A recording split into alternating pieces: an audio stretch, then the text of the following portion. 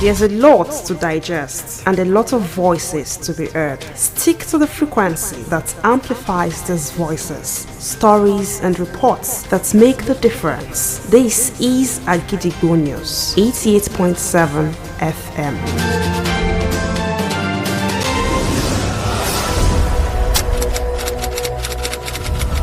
This is Kunle Amzat Studio, Akojopo 88.7 FM. Welcome to News Around the World.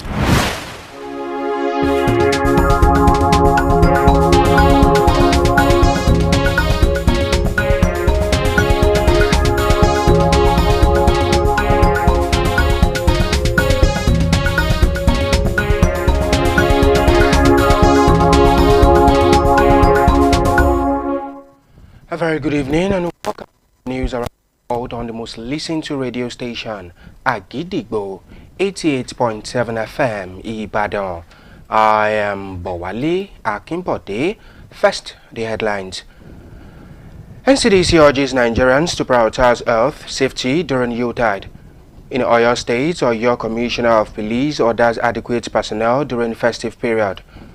And on the foreign scene, Trump urges United States Supreme Court to delay TikTok ban.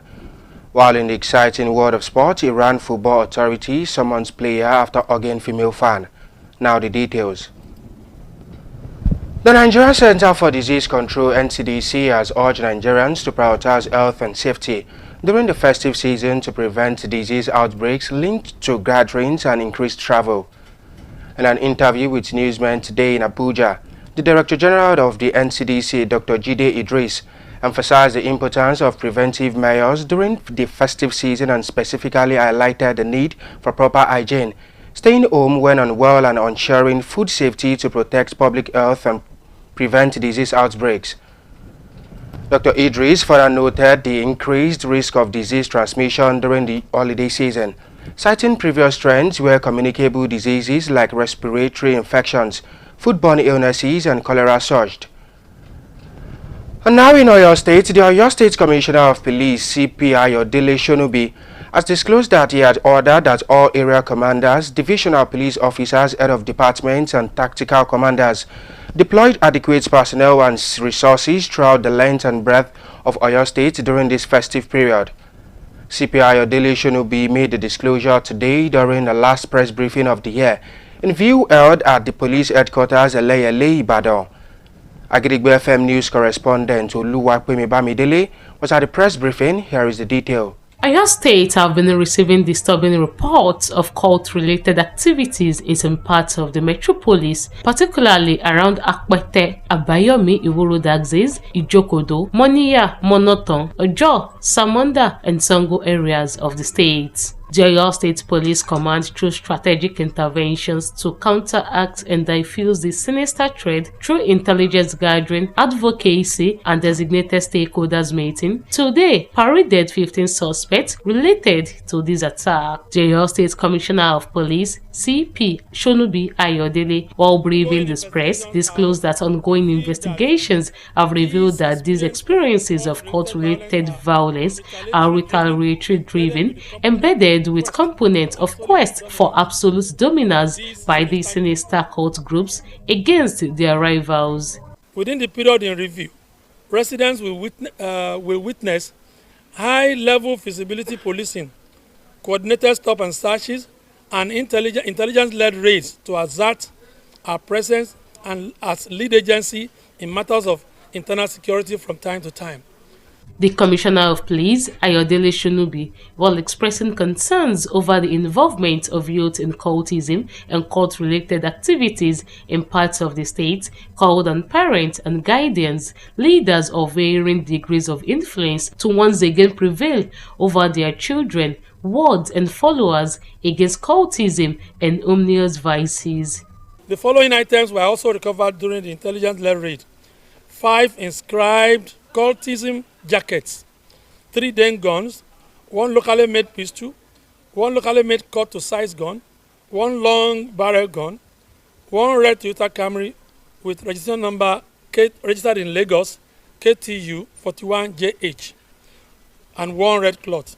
While briefing the press, the police public relations officer, SP Adewale Oshifeso, disclosed that the command received a distress call on the 22nd of November 2024 around 1 p.m. from the Polytechnic Ayede that some men were sighted in black Honda vehicle in the school premises, calling themselves strange and suspicious names, alias like Hunter and Stone, with the intent to initiate students of the school.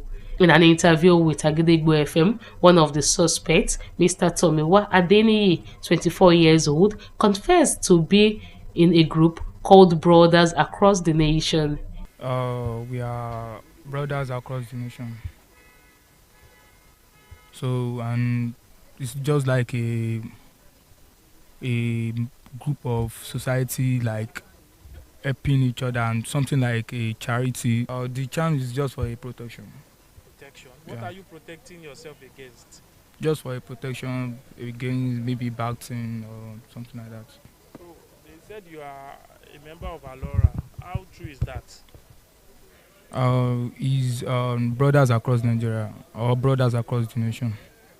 In another interview with Agidigbo FM News, a suspect of conspiracy, unlawful possession of firearms, unlawful possession of hard drugs, and suspected cultists confessed to be initiated by one Mr. James in the year 2018. That's just even the first time I was asked to just help them to keep this thing in my possession and bring it back for them at night when they want to start their work.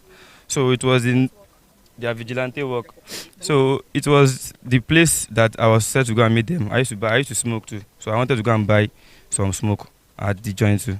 That was where I was waiting for them to deliver it to them. In another interview with another paraded suspect, Mr. James confessed to be an IS secret cult member and joined in the year 2015. The Oyo State Police Command therefore called on people of the state to always say something when they say something so that the police will act fast and right. Oluwapemi Bamidele, Agidigbo FM News, Ibadan. Love was in the air today at Ibadan Northeast Registry. Diakbe, as a staff of Agidigbo 88.7 FM, John Kasali and Ayomide Grace exchanged vows in a breathtaking ceremony. The atmosphere was electric with joy and excitement as friends, family, and distinguished guests gathered to celebrate the union of these two beloved souls. Join us as we relive the magic of their special day and witness the love that will guide them on their new life journey together. Here is the detail.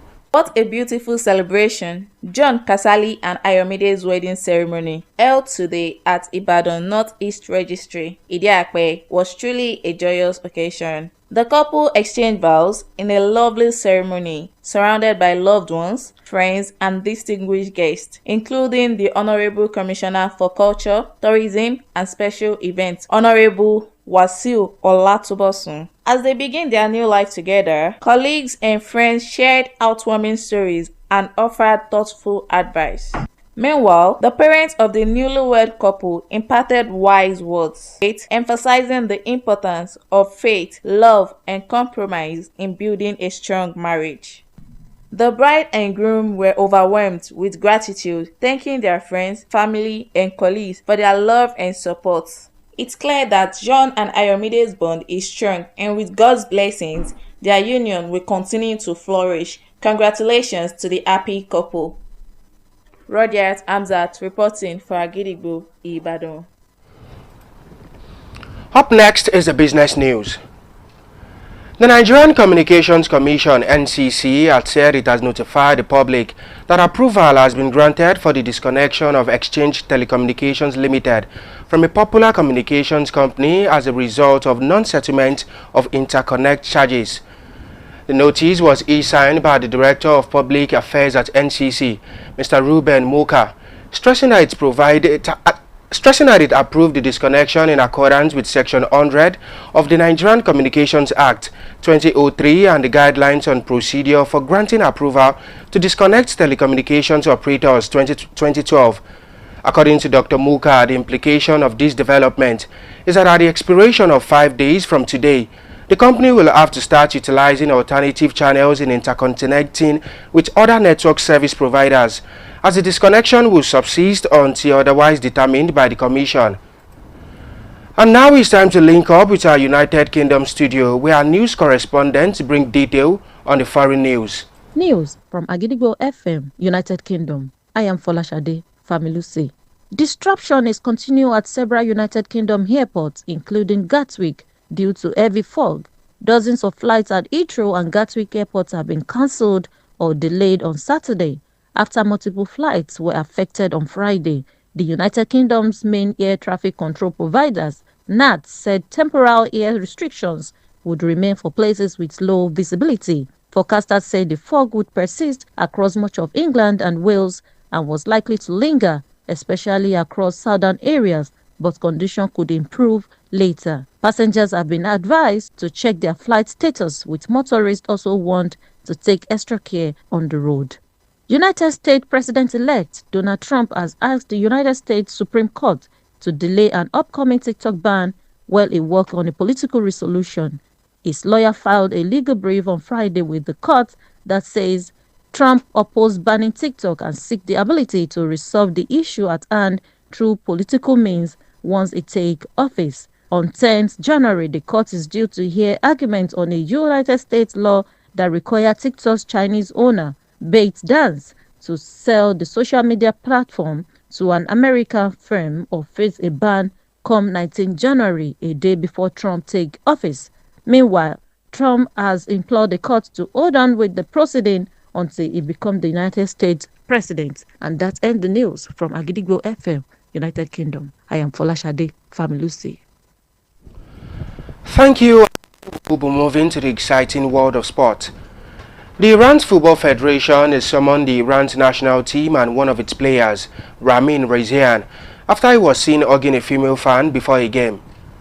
The 34-year-old defender had reportedly encountered and embraced the female fan when the players were on the bus transporting them ahead of the game with the Chadumalu in the central province of Yazd on Thursday. In a statement issued by the Iranian Tassim news agency, the Iran's Islamic law bans men and women from making physical contact unless they are closely related. The Ethics Committee of the Football Federation of Iran further said it has summoned Rezian, adding that he must explain the incident to the committee. And before we end the news around the world, here are the headlines again. NCDC urges Nigerians to prioritize health, safety during Yuletide. In Oyo State, Oyo Commissioner of Police orders adequate personnel during festive period. And on the foreign scene, Trump urges United States Supreme Court to delay TikTok ban. While in the exciting world of sport, Iran football authorities summoned player after hugging female fan. Don't forget that you can listen to us live on our website www.agidigbo887fm.com. You can also download our mobile app on Google Play Store and iOS. Simply search for Agidigbo 88.7 FM. Follow us on Facebook at Agidigbo 88.7 FM, on Twitter and Instagram at Agidigbo 887 FM, and subscribe to our YouTube channel. If you have news stories and tips for us, contact our newsroom on 070-8714-4865 or send us a mail on newsroom@agidigbo887fm.com. Hey, welcome back, and before we go on the news around the world this evening, here is a quick tip. Success is stumbling from failure to failure with no loss of enthusiasm. And with that, we have now come to the end of the news around the world on the most listened to radio station, Agidigbo 88.7 FM, Ibadan. I am Bowale Akimbode. Thank you for listening. Good evening. News is information, and information is power. At Agidigbo 88.7 FM, we bring the news from top to bottom. The Oyo State government has said the over 1.5 million out of school children. We give you reports from Oyo State. The Oyo State House of Assembly has called for thorough investigation. The Southwest in Nigeria and the rest of the world. Has clarified that the body did not receive any cash support from international development. Trust us to keep you informed every hour, every day. Agidigbo 88.7 FM, the people's voice. Akojopo 88.7 FM. Agidigbo will stand out in making the people's voice a priority. A. Actively telling the stories that matter to you. G. Going the extra mile to get the truth at all times. I. Integrity as a watchword is a value we will never compromise. D. Doing what we know how to do best, which is giving you a voice. I. Impact-driven broadcasting is so dear to us. G. Getting the facts that help us remain truth-speaking, truth-living, and truth-loving. B. Building on a foundation that speaks against injustice and other threats to development. O. Ours is a station on the side of accountability, transparency, peace, and justice. Radio at its best. Agidigbo 88.7 FM, the people's voice.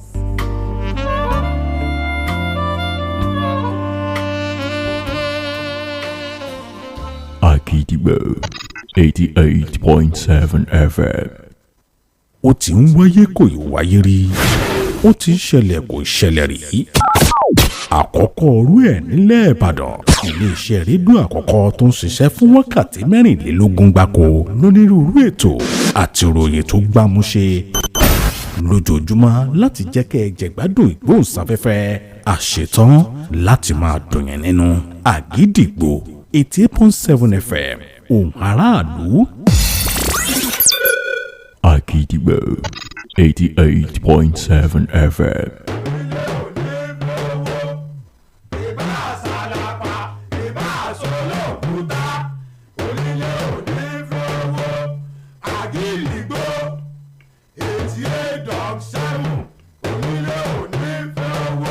jẹ́jẹ́ là á gbọ́ sun òrìṣà oko ìyá kò gìrìgbà èèyàn tí ó gbà sọ̀gọ́ tìgbó tìjù ni ó mọ̀ ìròyìn tó gbà lẹ́pọ̀kọ tí ò lẹ́jà ń bá kàn nínú iléeṣẹ́ rédíò Àgídìgbò lẹ́wọ̀ ti gbọ́ kárí àgbáyé ni wọ́n ń gbọ́ wá tilé toko là á gbèjò.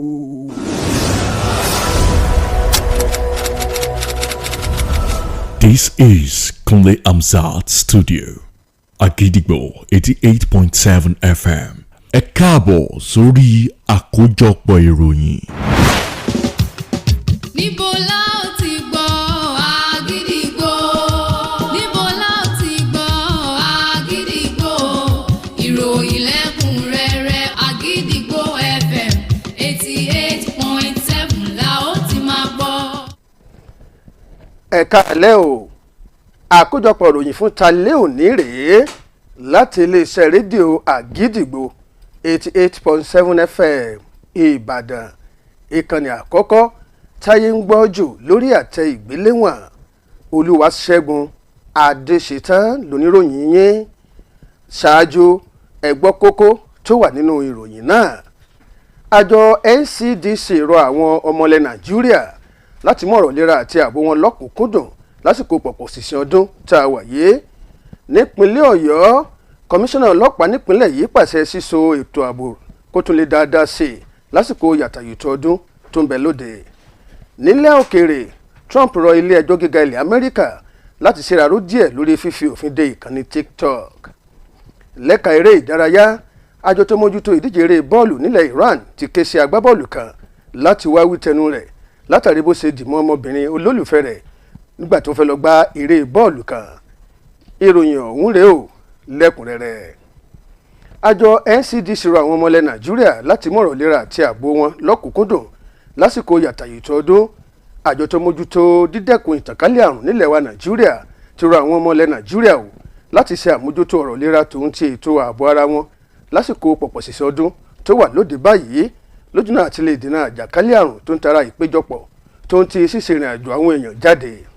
Nínú ètò ìfọ̀rọ̀wánilẹ́nuwò kan tí ọ̀gá àgbà àjọ náà dókítà Jídé Idris tó ṣe pẹ̀lú àwọn akọ̀ròyìn lónìí nílùú Àbújá ló ti ṣàtẹnumọ́ pàtàkì ṣíṣe gbogbo ohun tó yẹ láti dènà àrùn lásìkò yàtàyòtò ọdún tó ń bẹ níta báyìí, nínú èyí tí a ti rí mímú ìmọ́tótó lọ́kùnkúndùn, dídúró sínú ilé ẹni tí ara ẹni ò bá yá tó ń ti dídáàbò bo gbogbo àwọn ohun tí ẹnu ń jẹ lójúnà àti lè rí dájú wípé gbogbo nǹkan wa ló wà ní ìlera pípé àti láti lè dènà àjàkálẹ̀ àrùn. Dókítà Idris túbọ̀ ṣàfikún ọ̀rọ̀ rẹ̀ pẹ̀lú bó ṣe tọ́ka sí ewu tó rọ̀ mọ́ ìtànkálẹ̀ àrùn lásìkò ọdún pẹ̀lú bó ṣe ṣe àkàwé ọ̀rọ̀ látara àwọn ìṣẹ̀lẹ̀ tó ti wáyé sẹ́yìn nígbà tí àwọn àrùn ọlọ́kan òjọ̀kan tó lè ràn látara ẹnìkan sí kejì gbẹnu sókè sí lásìkò ọdún. nípínlẹ̀ ọ̀yọ́ kọmíṣánná ọlọ́pàá nípínlẹ̀ yìí CP Ayọ̀délé Ṣónúbì ti sọ lójú ọ̀rọ̀ wípé òun ti pàṣẹ fún gbogbo àwọn lọ́gàálọ́gàá lẹ́ka gbogbo tó wà níléeṣẹ́ ọlọ́pàá láti pèsè ètò ààbò tó gbópọn jákèjádò tìbútòrò ìpínlẹ̀ ọ̀yọ́ lásìkò pọ̀pọ̀ ṣiṣẹ́ ọdún tó wà níta báyìí. CP Ayọ̀délé Ṣónúbì ló sọ lójú eégún ọ̀rọ̀ yìí lásìkò ètò ìfọ̀rọ̀wánilẹ́nuwò pẹ̀lú àwọn akọ̀ròyìn léyìí tó gbẹ̀yìn fún ti ọdún yìí tó wáyé lólú iléeṣẹ́ àwọn ọlọ́pàá tó wà ní Ẹlẹ́yẹlé nílùú Ìbàdàn. aṣojúkọ̀rin iléeṣẹ́ rédíò Àgídìgbò FM Olúwapẹ̀mí Bándélé ló wà níbi ètò náà. àbòròyìn ọ̀hún rèé o, ẹ jẹ́ ká gbọ́. iléeṣẹ́ ọlọ́pàá ìpínlẹ̀ ọ̀yọ́ ló fojú àwọn afurasí tí wọ́n hu ìwà ọ̀daràn lóríṣiríṣi hànde bíi ìwà ìdígunjalè, ìjínigbé, ìwà jíjẹ́ ọmọ ẹlẹ́gbẹ́ òkùnkùn àti tó fi mọ́ jíjá ohun àlò àwọn èèyàn gbà lóríṣiríṣi. kọmíṣánná ọlọ́pàá nípínlẹ̀ ọ̀yọ́ ọ̀gbẹ́ni Ayọ̀délé Ṣónúbì lásìkò tó ń fi àbọ̀ léde láti bí oṣù mẹ́fà tó ti gorí àpèrè ìṣàkóso gẹ́gẹ́ bí kọmíṣánná ọlọ́pàá ẹlẹ́ẹ̀kẹrìndínláàádọ́ta rẹ̀ nípínlẹ̀ ọ̀yọ́ ló ṣàlàyé pé oríṣiríṣi àṣeyọrí ló ti wáyé lágbọn mímú àdínkù bá ìwà ọ̀daràn jákèjádò ìpínlẹ̀ ọ̀yọ́ látàrí ìgbésẹ̀ fífimúfínlẹ̀ àti àwọn ọlọ́pàá ọ̀tẹlẹ̀múyẹ́ lóríṣiríṣi láwọn agbègbè gbogbo lójúnà àti jẹ́ kí ètò ààbò kó túbọ̀ fẹsẹ̀ rinlẹ̀ sí i. láti sọ fún ọ pé kí wọ́n túbọ̀ tẹ̀ra mọ́ṣẹ́ tó ń ṣe tàbí ní ìgbé àlàáfíà ní Ọ̀yọ́ state.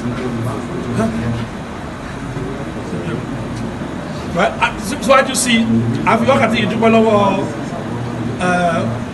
ìjọba Ọ̀yọ́ state fún àtìlẹ́yìn tí wọ́n fún iléeṣẹ́ ọlọ́pàá ní Ọ̀yọ́ state. nínú ìfọ̀rọ̀wérọ̀ kan pẹ̀lú ọmọ ẹlẹ́gbẹ́ òkùnkùn kan èyí tó jẹ́ ti ayé confraternity ó ṣàlàyé pé ẹ̀gbọ́n òun ni ló fa òun wọnú ẹgbẹ́ náà lọ́dún 2011 léyìí tí òun sì ti darapọ̀ mọ́ wọn láti hùwà ọ̀daràn lóríṣiríṣi. nínú ìfọ̀rọ̀wérọ̀ míì pẹ̀lú ọ̀gbẹ́ni Bello Habib tó náà jẹ́ ọmọ ẹgbẹ́ ayé confraternity ó ṣàlàyé pé níbi ìjà eléyìí tó bẹ́lẹ̀ láàrin ẹgbẹ́ ayé àti ẹ̀yẹ ni wọ́n ti náwó gùn òun. nínú ìfọ̀rọ̀wérọ̀ míì pẹ̀lú adigunjalè léyìí tó jẹ́ ọmọ ikọ̀ aláàbò àmọ̀tẹ́kùn nípínlẹ̀ ọ̀yọ́ akínlẹ̀yẹ ìfakunlé òun náà ṣàlàyé pé àwọn ohun ìjagun lóríṣiríṣi lòun máa ń kó fún àwọn adigunjalè láti hùwà láabi wọn léyìí tó sì jẹ́ pé òun lòun wà nídìí oríṣiríṣi ìwà ìdigunjalè èyí tó wáyé nílùú ọ̀yọ́ àti agbègbè rẹ̀ ní kọ̀pẹ́ yìí. iléeṣẹ́ ọlọ́pàá ìpínlẹ̀ ọ̀yọ́ ló wá béèrè fún ìfọwọ́sowọ́pọ̀ àwọn èèyàn ìpínlẹ̀ yìí lọ́dún 2025. ọgbà bẹ́ẹ̀ ló sọ̀rọ̀ ìdánilójú pé iléeṣẹ́ náà ìní yóò ṣiṣẹ́ ìríjú rẹ̀ ní ìbámu pẹ̀lú òfin àti àlàkalẹ̀ èyí tó wà nílẹ̀ lójúnà àti lè fi mú àwọn ọ̀daràn kàtà òfin lọ́dún 2025. Túndé Fálọlá ló ń jábọ̀. ńṣe ni òṣèlú ní rọ̀ lónìí lẹ́ka tó mójútó ọ̀rọ̀ gbéyàwó alárédè níjọba ìbílẹ̀ àríwá Ìbàdàn tó wà lágbègbè Ìdí Àpẹ́ lásìkò tí adarí ètò ìmọ̀ ẹ̀rọ ìgbàlódé iléeṣẹ́ rédíò Àgídìgbò FM John Kasali àti olólùfẹ́ rẹ̀ Ayọ̀mídé Grace tó parapọ̀ di ọ̀kan ṣoṣo nínú ìrìn àjò ìfẹ́ níbi ayẹyẹ tó jọjú tó wáyé lónìí. àwọn ẹbí ará àti ọ̀rẹ́ kò lè pa ìdùnnú àti ayọ̀ ọkàn wọn mọ́ra níbi ayẹyẹ ọ̀hún pẹ̀lú bí wọ́n ṣe péjú pésẹ̀ síbi ìgbéyàwó náà. aṣojúkọ̀rin iléeṣẹ́ rédíò Àgídìgbò FM Rodiyat Hamzat wà níbi ayẹyẹ náà. àbọ̀rẹ̀yàn ọ̀hún rèé, ẹ jẹ́ ká gbọ́. ọjọ́ ọ̀dùnnú ni òní jẹ́ gẹ́gẹ́ bọ́kan lára òṣìṣẹ́ iléeṣẹ́ rédíò Àgídìgbò 88.7 FM John Kasali ṣe ṣe ìgbéyàwó olórùka pẹ̀lú ìyàwó rẹ̀ Ayọ̀mídé lónìí ní Ìbàdàn North East Registry tó ń bẹ ní Ìdí Àpẹ́.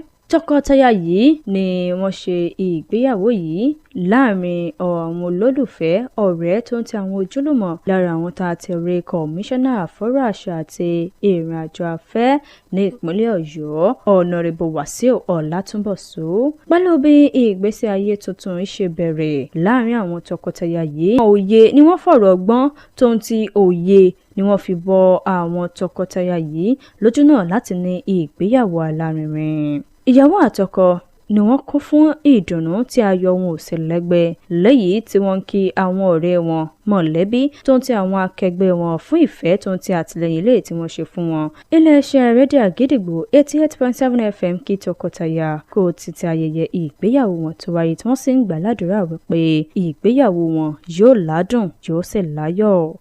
Ọláìtàn Alátiṣe ló ń jábọ̀ ròyìn fún iléeṣẹ́ Àgídìgbò FM. Ìròyìn ọrọ̀ ajé. Àjọ NCC fi ìkéde láti ṣe ìjákúrò lórí ìtàkùn ìkànsíra ẹni tó lè ṣe ìbáraẹnisọ̀rọ̀ kan létí látàrí bí wọ́n ṣe kùnà láti san gbèsè tí wọ́n jẹ. Àjọ tó ń mójútó ọ̀rọ̀ ìkànsíra ẹni nílẹ̀ yìí NCC ti sọ wípé àwọn ti fi tó àwọn aráàlú létí nípa àṣẹ táwọn fi léde láti já iléeṣẹ́ Exchange Telecommunications Limited kúrò lórí ìtàkùn ìkànsíra ẹni níléeṣẹ́ ìbáraẹnisọ̀rọ̀ ńlá kan látàrí bí wọ́n ṣe kùnà láti san àjẹ́lẹ̀ gbèsè owó àsopọ̀ kànsíra ẹni tí wọ́n ti jẹ. Ìkéde yìí ni adarí ọ̀rọ̀ tó ní ṣe pẹ̀lú aráàlú níléeṣẹ́ àjọ NCC ọ̀gbẹ́ni Ruben Moka tó fọwọ́ sí tó ètò ṣàtẹnumọ́ ọ̀rọ̀ wípé àwọn buwọ́lu ètò jíjá kúrò lórí ìtàkùn ọ̀hún ní ìbámu pẹ̀lú ẹsẹ̀ 100 ìwé òfin àjọ náà ti ọdún 2003 tó ń ti ìlànà àtẹ̀lé fún jíjá iléeṣẹ́ ìbáraẹnisọ̀rọ̀ kúrò lórí ìtàkùn yìí tí wọ́n gbé kalẹ̀ lọ́dún 2012. Gẹ́gẹ́ bí ọ̀gbẹ́ni Moka ṣe ṣàlàyé ọ̀rọ̀, àyọrísí èyí ni wípé lẹ́yìn ọjọ́ 5 sí àsìkò tí a wà yìí iléeṣẹ́ náà yóò nílò láti wọ̀nà míì tó yóò máa gbà láti ṣe àsopọ̀ ìbáraẹnisọ̀rọ̀ wọn pẹ̀lú àwọn iléeṣẹ́ míì pẹ̀lú bó ti jẹ́ pé jíjá kúrò náà ni yóò máa tẹ̀síwájú dé ìgbà tí àjọ náà bá tún gbé ọ̀rọ̀ wọn yẹ̀ wò. Àsìkò tó láti darapọ̀ mọ́ ẹ̀ka iléeṣẹ́ rédíò Àgídìgbò tó wà ní United Kingdom fún ìròyìn ilẹ̀ òkèèrè. Ìròyìn rèé láti Àgídìgbò studio ẹ̀ka ti United Kingdom. Ọdúnayọ̀ Ògúnládé ni oníròyìn yín. Wọ́n ti wọ́gilé ọkọ̀ òfurufú láti má ṣe rìnrìn àjò láwọn apá ibì kan lórílẹ̀‐èdè United Kingdom látàrí ojú ọjọ́ tí kò fararọ̀. Ìròyìn fìdí rẹ̀ múlẹ̀ wípé wọ́n wọ́gilé àwọn ọkọ̀ òfurufú kan ní pápákọ̀ òfurufú Heathrow àti Gatwick lónìí ọjọ́ àbámẹ́ta. Bẹ́ẹ̀ sì ni wọ́n dá àwọn kan dúró fún sáà díẹ̀ náà títí dìgbà tí ojú ọjọ́ yóò fi fararọ̀. Nígbà tí àjọ tó ń wòye ojú ọjọ́ lórílẹ̀‐èdè United Kingdom ń sọ̀rọ̀, ó sọ ọ́ di mímọ̀ wípé kùrukùru tó bojú ọjọ́ ṣì ń tẹ̀síwájú nílẹ̀ England àti Wales àti wípé ó ṣeé ṣe kí kùrukùru náà ó pẹ́ díẹ̀ kó tó ká kúrò lójú ọjọ́. Wọ́n ti wá rọ àwọn arìnrìn-àjò láti wọ ọkọ̀ òfurufú tí wọ́n bá fẹ́ wọ̀ kó tó di wípé wọ́n kúrò nílé àti wípé ó ṣeé ṣe kí ojú ọjọ́ náà ó ti dára nígbà tí yóò fi di ọ̀la ọjọ́ àìkú. Ààrẹ tí wọ́n dìbò yàn lórílẹ̀‐èdè Amẹ́ríkà Donald Trump ti rọ ilé ẹjọ́ tó ga jùlọ nílẹ̀ Amẹ́ríkà láti dáwọ́ dúró ná lórí fífòfin de ìkànnì ìbánidọ́rẹ̀ẹ́ TikTok nílẹ̀ Amẹ́ríkà títí dìgbà tóun yóò fi gba ìkúdà ìṣàkóso. Agbẹjọ́rò rẹ̀ ló ṣíṣọ lójú ọ̀rọ̀ náà lọ́jọ́ Ẹtì pẹ̀lú àlàyé wípé Trump lòdì sí fífòfin de ìkànnì TikTok nílẹ̀ Amẹ́ríkà àti wípé ó gbàgbọ́ nípa lílo ọ̀nà òṣèlú láti yanjú aáwọ̀ tó wà láàrin ẹni tó ní ìkànnì náà àti ilẹ̀ Amẹ́ríkà. Ọjọ́ 10 oṣù kínní ọdún 2025 ní ilé ẹjọ́ ti yà sọ́tọ̀ láti gbọ́ ẹjọ́ tí orílẹ̀-èdè Amẹ́ríkà pe ọmọ ilẹ̀ China tó ní TikTok ìyẹn ByteDance láti ta ìkànnì náà fún ilẹ̀ Amẹ́ríkà. Bí bẹ́ẹ̀ kọ́ wọn yóò fòfin de ìkànnì náà láti má ṣe ṣiṣẹ́ mọ́ lórílẹ̀-èdè ọ̀hún tó bá di ọjọ́ 19 oṣù kínní ọdún tó ń bọ̀. Ọjọ́ náà sì ni yóò kù ọ̀la tí Trump yóò gba ìkúdà ìṣàkóso gẹ́gẹ́ bí ààrẹ ilẹ̀ Amẹ́ríkà. Ṣùgbọ́n ní báyìí Trump ti rọ ilé ẹjọ́ láti má ṣe gbọ́ ẹjọ́ náà títí dìgbà tí òun yóò fi bọ́ sórí àlééfà lóṣù kínní ọdún tó ń bọ̀. Ìròyìn náà kò ní jù báyìí lọ láti iléeṣẹ́ rédíò Àgídìgbò ẹ̀ka ti United Kingdom. Ọdúnayọ̀ Ògúnládé lóníròyìn. Ìròyìn ilẹ̀ òkèèrè lẹ́gbọ́ tọ̀hún láti iléeṣẹ́ rédíò Àgídìgbò ẹ̀ka ti United Kingdom. Lẹ́ka eré ìdárayá, àjọ tó mójútó eré bọ́ọ̀lù aláfẹsẹ̀gbá nílẹ̀ Iran ti ké sí Rami Rasain, ẹni tí í ṣe ọ̀kan lára àwọn agbábọ́ọ̀lù àgbà ọ̀jẹ̀ ilẹ̀ náà, láti wá wí tẹnu rẹ̀ lẹ́yìn tí wọ́n rí i wípé ó dìmọ́ ọmọbìnrin olólùfẹ́ eré bọ́ọ̀lù kan ṣáájú ìfẹsẹ̀wọnsẹ̀ tó fẹ́ wáyé. Agbábọ́ọ̀lù ẹni ọdún 24 náà níròyìn sọ wípé ó dìmọ́ ọmọbìnrin náà o lásìkò táwọn agbábọ́ọ̀lù wà nínú ọkọ̀ akérò kan tó ń gbé wọn lọ síbi tí wọ́n ti fẹ́ lọ gbá ìfẹsẹ̀wọnsẹ̀ kan pẹ̀lú ẹgbẹ́ agbábọ́ọ̀lù Chadumalo ní ẹkùn àárín gbùngbùn Jazz lọ́jọ́bọ̀ tó kọjá. Nínú àtẹ̀jáde kan tí àjọ akọ̀ròyìn ilẹ̀ Iran fi léde, wọ́n ṣàlàyé wípé òfin ilẹ̀ náà lòdì sí ṣíṣe ìfarakínra láàrin ọkùnrin àti obìnrin àyàfi tó bá jẹ́ mọ̀lẹ́bí. Àwọn ìgbìmọ̀ tó wà lẹ́ka títẹ̀lé òfin nínú àjọ eléré bọ́ọ̀lù orílẹ̀-èdè náà tí wọ́n ṣàlàyé wípé àwọn ti ké sí Rizani láti wá ṣàlàyé ìdí tó fi dáṣọ bẹ́ẹ̀ sọ̀rọ̀. Kí n tó mẹ́nu dúró lórí àkójọpọ̀ ìròyìn fún ti alẹ́ òní, ẹ gbọ́ kókó tó wà nínú rẹ̀ lẹ́ẹ̀kan sí i. Àjọ NCDC rọ àwọn ọmọ ilẹ̀ Nàìjíríà láti mọ̀rọ̀ lera àti ààbò wọn lọ́kùnkúndùn lásìkò pọ̀pọ̀ ṣìṣẹ́ ọdún tó ń bẹ lóde. Nípínlẹ̀ Ọ̀yọ́, kọmíṣánná ọlọ́pàá ìpínlẹ̀ yìí pàṣẹ síso okùn ètò àbúlé dáadáa sí i lásìkò yàtàyòtò ọdún. Nílẹ̀ òkèèrè, Trump rọ ilé ẹjọ́ gíga ilẹ̀ Amẹ́ríkà láti ṣèràró díẹ̀ lórí fífi òfin de ìkànnì TikTok. Lẹ́ka eré ìdárayá, àjọ tó mójútó ìdíje eré bọ́ọ̀lù nílẹ̀ Iran ti ké sí agbábọ́ọ̀lù kan láti wá wítẹnu rẹ̀ látàrí bó ṣe dìmọ́ obìnrin olólùfẹ́ eré bọ́ọ̀lù kan. Láti fi ohunkóhun tó wà létí lórí ìròyìn àti ìṣẹ̀lẹ̀ gbogbo, ẹ lè pe yàrá ìròyìn wa lórí